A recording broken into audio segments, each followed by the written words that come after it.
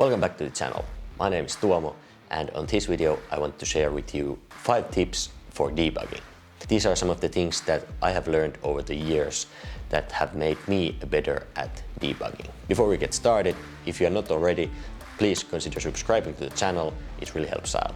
So my debugging tip number 1 is it's quite self-evident and it's pretty simple, but at least I know I often neglect this.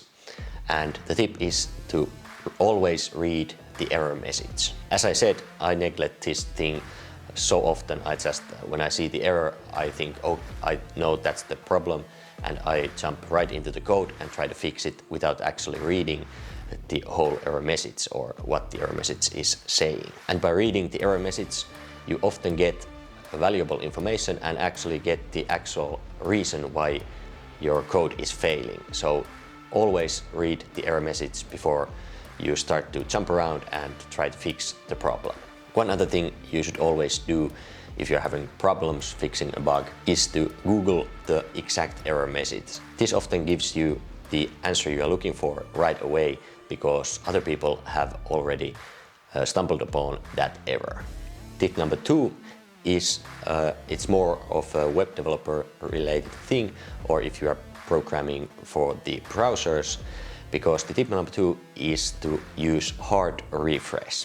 If you're not familiar with hard refresh, it basically means to refresh your browser or your web page so that the browser doesn't load the files from cache. So if you just refresh your page normally, there might be times when your browser is actually using a cached version of your site. And this way you don't see the changes you just made to your code because the browser is showing you an older version of your website. So how do you then hard refresh your website? Well, you can use a shortcut. On Mac it's Command-Shift-R, and with Windows Control-Shift-R. Or if you are on Chrome, you can actually open up Chrome DevTools and then right-click the refresh button, and you get a few options where you can actually hard refresh your website from there. Just remember that you must have DevTools open, otherwise right-clicking the refresh button does nothing. So my tip number 3 is isolate the problem.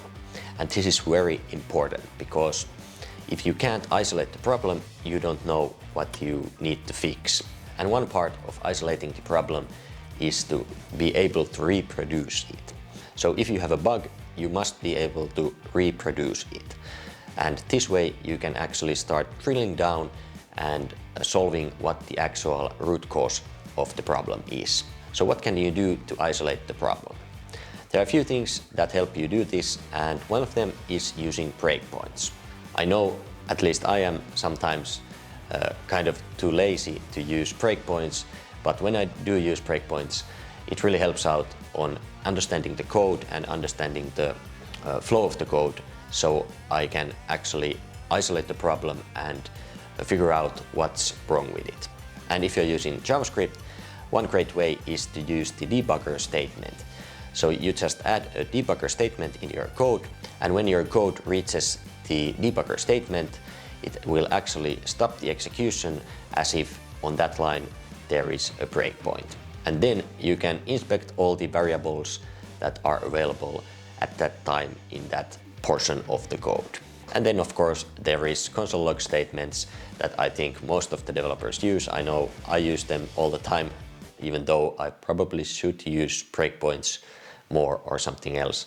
But using console log or other printing statement to understand the flow of the code is always fast and easy, but not necessarily the most efficient way. Okay, so the last 2 were more practical ones, but the tip number 4 is a little bit more something that you want to think about when you are debugging, and that's being methodical with your debugging. And what I mean by this is that when you have a problem, don't change many things at once. So for example, say you have a bug and you try to change code in 3 different places. Don't do that, because when you change things in multiple places, you don't actually know what change solved the problem if you get the bug fixed. So when you're debugging, just change one thing at a time and then run the code and see if it works. So what I like to do is when I run into a bug, I just change one place or one thing in my code and then run the code, and if it didn't work, I try something else. But I don't make changes in many places in the code at the same time and then run the program, because if I did that, I wouldn't know which change actually worked. And this also goes with dependencies. I always, when I install dependencies on my projects, I try to run the project right after installing the dependencies or using them just in one place, because this way I right away know if the bug is in my code or in the dependencies or something that I did with the dependency. And tip number 5 is something that when I do it, it actually works like 9 out of 10 times, and that is taking a walk. If you are banging your head against a problem or a bug for a long time and you just think that, oh man, this should work, but it doesn't, just take a walk, take a break, and come back to it in a little while. It's amazing what taking a break or taking a walk can do. You get your brains refreshed, and when you come back, you actually look at the problem from a fresh perspective, and you can actually, I can't say how many times I have done this, and when I come to back to my code, I actually see that, oh, that's the problem right away. And I'm angry at myself that, oh man, why didn't I just take a walk or take a break a little bit earlier? I would have noticed that bug right away. I know in the beginning of the video I said that we would go through 5 tips for debugging, but since you are still watching, I actually have a bonus one for you. So tip number 6 is to talk to a rubber duck. Yeah, you heard that right. Talk to a rubber duck.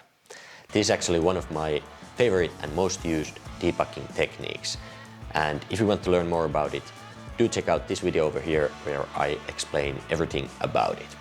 Also, comment down below what's your favorite debugging tip. Thanks for watching, and I'll see you in the next video.